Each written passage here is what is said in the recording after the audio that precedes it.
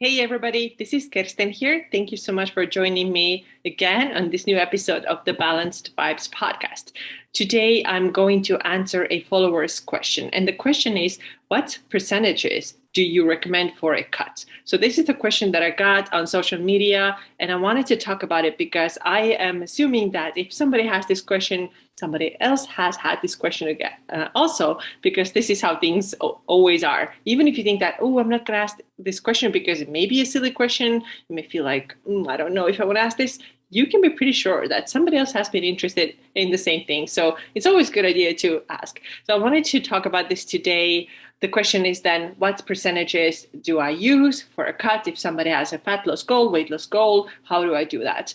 And macro percentages, what do I mean by that? For example, somebody might tell you, or an online calculator might tell you that you should be eating 30% of your daily intake should be from protein and 30% from carbs and 40 from fat, or it can be, things can be turned around, but something like this, right? You can see also different numbers. You can see things like 20 and 40 and 40 and so on and so on. So this person then asked me, what is the deal? What do I do? How do I recommend? How do I set my clients' macros? And this is what I'm going to talk about today.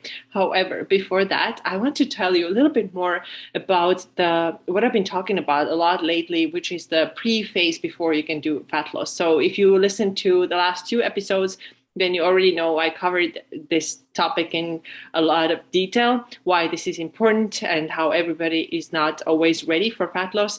But I really want to highlight the real importance of it and how you can get really great results when you do that pre-phase, when you build your metabolism up before you do a cut. And the reason why I want to talk about it is that honestly, yesterday I got a really, really wonderful message from one of my clients who is going through exactly this process right now and is doing really well. And honestly, when I read this message yesterday, it just made me so happy. And this is what I really, really want to do. I really want to help women see that they don't have to be starving. They don't have to be struggling. They don't have to feel low energy all the time. And they can get the results that they want to get if they just trust the process and do things a little bit differently. When they stop doing all these diets, when they stop trying the keto, when they stop doing whatever the thing is that they think they should be doing, which usually means eating low calories, when they just stop doing this and start trusting the process of refueling their body and taking, things in a different direction temporarily so that they can later do then a cut from a healthy place. So with this person that I'm talking about today, we started working together maybe 6-7 weeks ago. And just to give you a little bit of a background, so she had a lot of health issues. She had severe fatigue, really tired. Even at some point, she was like, I can't get out of my bed and go out for walks, kind of really tired. She also had issues with her thyroid, I believe. A lot of things going on. She just wasn't feeling like herself. And I know her from years ago. She used to be really active. She used to work out, but now all that had kind of fallen off. She didn't even have too much energy for it. So things were not going super well. And also she was finding that her body didn't really respond to the things that she had tried to do. So she felt a little bit more like bloated. Her clothes were getting tight, and she just, putting on some weight and wasn't feeling like herself. And she had done low calorie, low carbohydrate diets, and she was pretty much like feeling the same or even worse.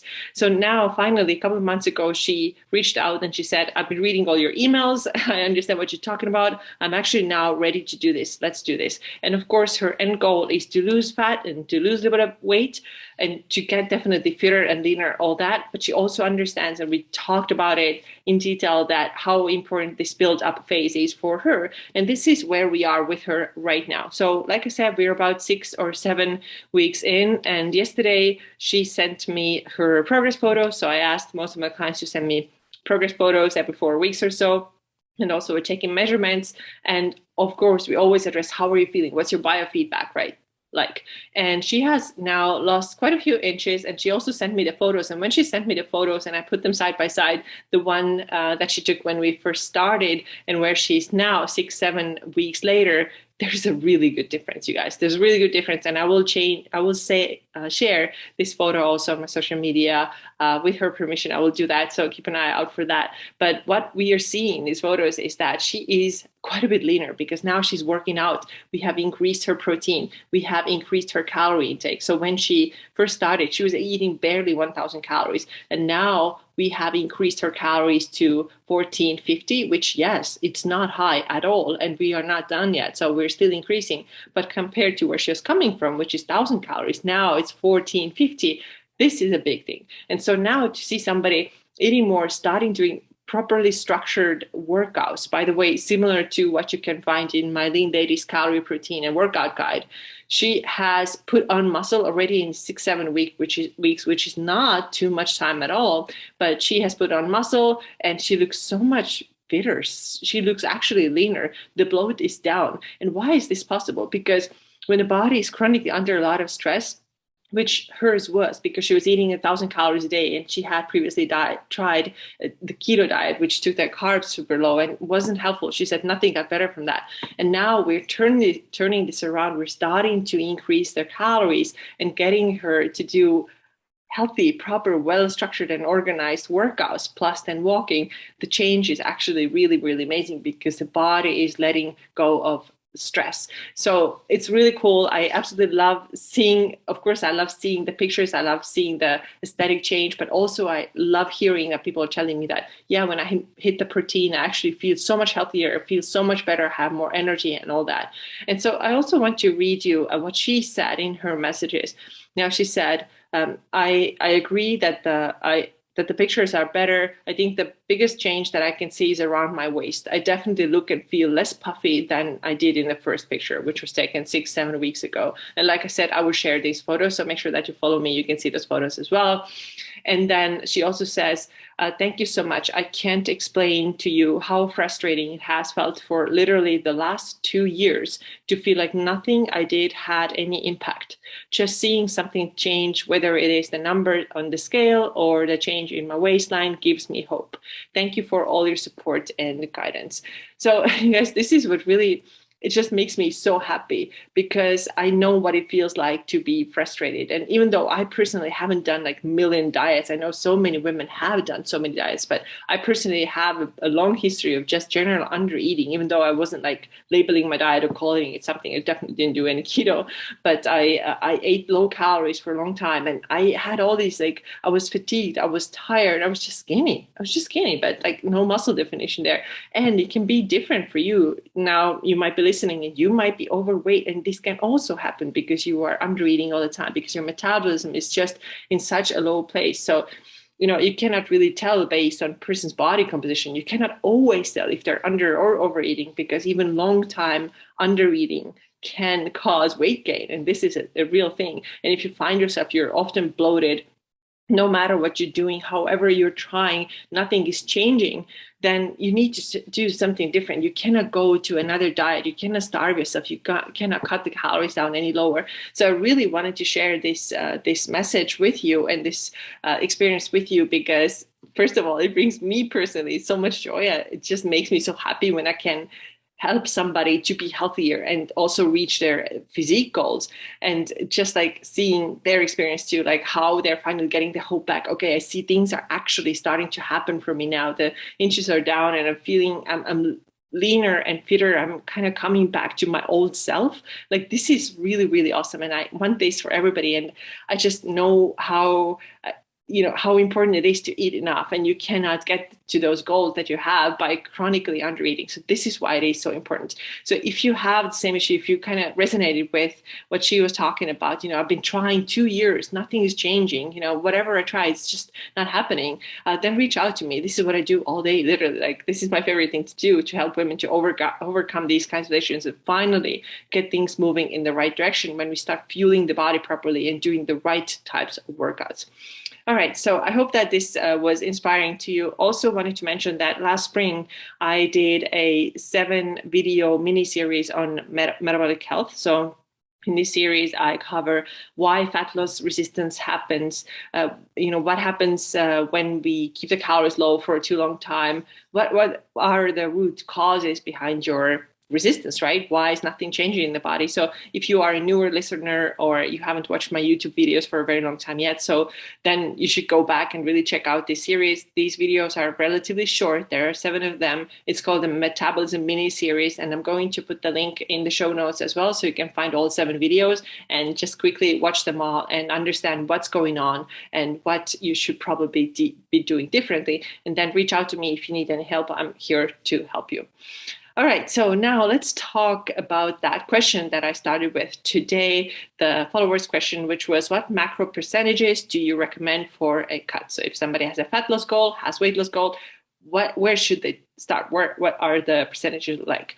So first of all, I want to also mention that I did a podcast episode. It was episode number 77, where I talked about the difference between using online calculators and then working with somebody who is actually designing these macros for you. The stuff is customized for you. So there are, of course, very important differences. And if you didn't listen to this episode, go back. It is number 77, so I have to go back quite a bit, but it is good and really important information there.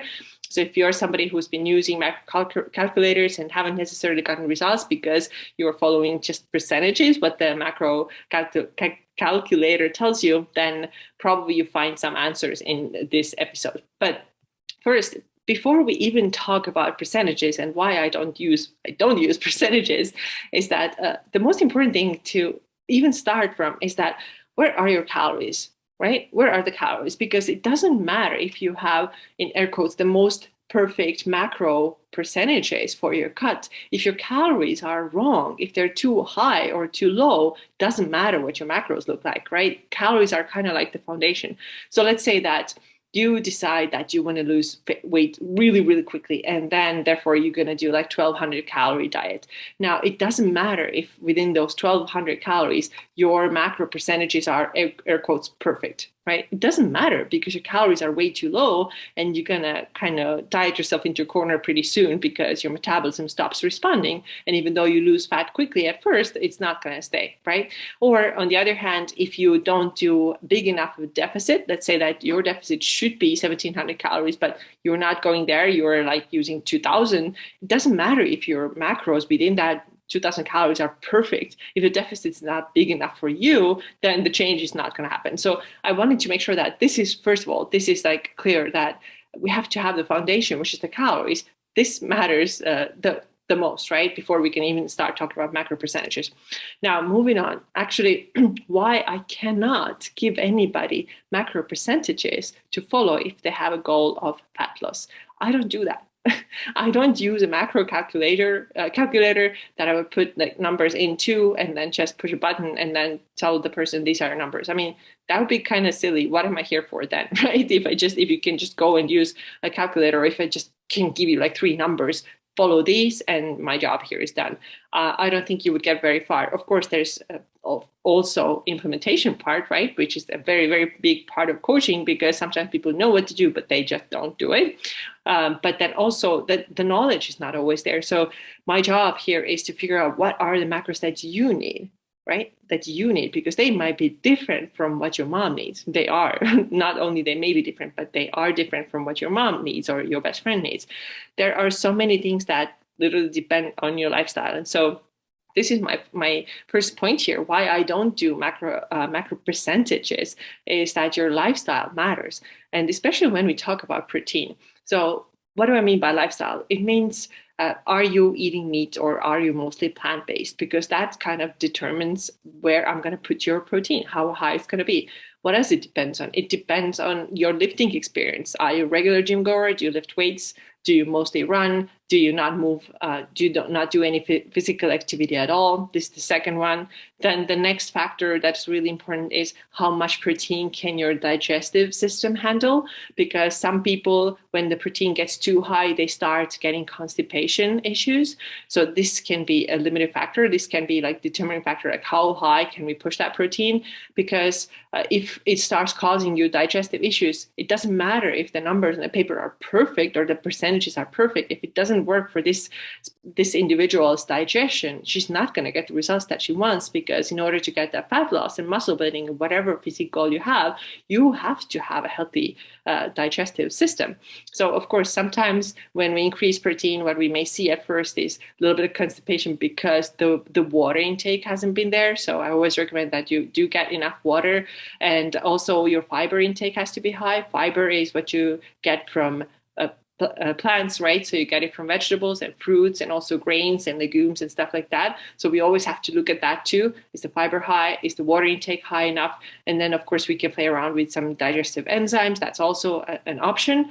But if these things don't do anything and you still feel like, okay, I'm really constipated, then I don't care how perfect the percentage wise is. If it doesn't work for you, it just may not work for you. And then there are other people who can do really high protein and they feel really fine and great, and they actually want more protein. So there's so much individual variance. And another lifestyle related factor is that where is your protein currently at before I even tell you how much you should be eating. Let's say that you are eating currently 60 grams of protein per day, which is very low, right? And now this perfect percentage that somebody comes up with is like 120 grams. And if this person now goes from 60 to 120 quickly, then there's probably going to be quite a bit of constipation. There might be some gas, there's going to be some discomfort. So I cannot tell you to immediately jump up. So that's why I increase that gradually. So there are so many things like that. And that's why I cannot give you percentages that you have to do this. As you saw, it depends on so many different things. Now, the next thing, also with carbohydrates, how do carbohydrates depend on your lifestyle? If you're a more active person, you do need more carbohydrates too. If you work out intensely, let's say 5 days a week, you need way more carbohydrates versus somebody who's sitting, having a desk job and not moving a lot at all, right? So this is going to be different. So I cannot tell to two of these people who are very different, I cannot tell both of them to eat same percentage of carbohydrates. It's just not going to work for them. Then fat. Okay, so dietary fat is something that this is one time when I do use percentages, and even there is a range, right? So usually what I use is between 30 to 35%. I never go less than 30, just not healthy, right? So there's a minimum of that. But what does that then depend on? A big factor here is your age, and also are you in menopause? Because if you are in menopause, your fat is going to be higher. Your dietary fat intake is going to be higher versus somebody who's not in menopause. And the reason is that if you're in menopause, your body actually utilizes fat as energy better, fat for energy better than it utilizes carbohydrates. So this is where the difference comes from. But also, there's individual variance, there is a personal preference. So again, it's not the same thing that it's like 35% for everybody who's in menopause and 30 for everybody who is not in menopause. A lot of times I move things around. I go somewhere in the middle, I go lower and higher end. It really depends on a person and their preferences as well.